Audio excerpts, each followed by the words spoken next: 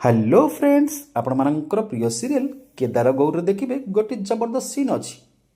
माधवी महाकाल बाबा को फोन करी कहिबे आपण मते बंचई पारिबे महाकाल बाबा, जेमिति से गौर झील ताकू झील करी घर को न आने पारिबे।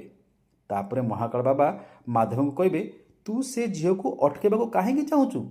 तापरे माधवी महाकाल बाबा को कहिबे खुशी रे से उछुलुछि से गौरी, मु ता खुशी देखि पारुनी।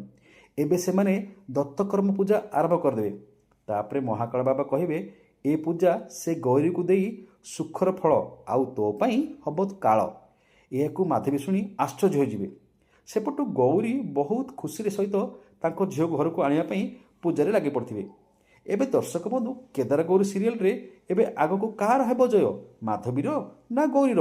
कमेंट माध्यम जणे दियंतु। आज राति 8:30 देखंतु केदार गौरी, एबे केवल सिद्धार्थ टीवी रे।